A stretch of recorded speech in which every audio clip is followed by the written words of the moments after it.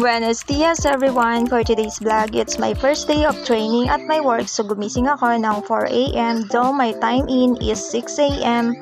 Pero need ko ng at least 2 hours of allowance para gawin ang mga bagay-bagay to prepare before going to work.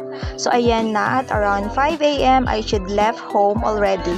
Kasi magko-commute pa ako going to work, and today is Monday, which is very rush hour. Maraming pasahero, may mga students at empleyado. As you can see, a little bit of dark pa dyan dahil sa sobrang aga ko nga.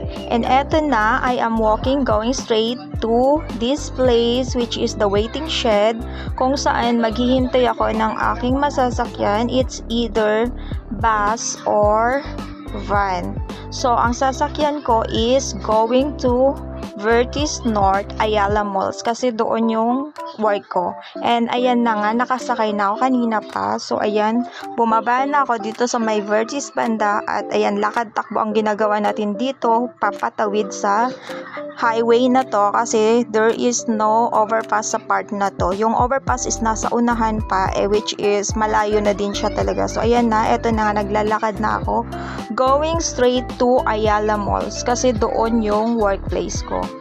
And to be honest, nagmamadali na po ako dyan dahil sa it's almost 6 a.m. already, which is feel ko malilate na talaga ako. And also, it's my first time in this place kaya di ko pa kabisado ang lugar. Kaya my first instinct to do is to ask some random people na makakasalubong ko dyan to ask if which part is the Tower 1 to where my company is located. And finally, andito na tayo sa Ayala Malls, Vertis. Luckily, someone guide me and lead me the right way going there. And here I am now inside the elevator going to 90th floor, and luckily timing lang talaga. Pagdating ko, 6 a.m. na din.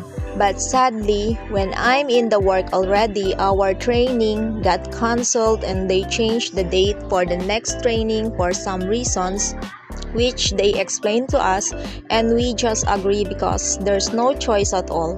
And before we go home, me and my new workmates decided to eat in this convenience store. It's like a Korean store. You can see their foods are more on Korean, and gutom na din ako, di pa ako nag-breakfast by that time. I choose this food. It has gimbap, chicken, and some sandwiches, and my drink is the caramel macchiato. And after we decided to go home already. So, ayun lang. Hanggang dito na lang. Bye and gracias everyone.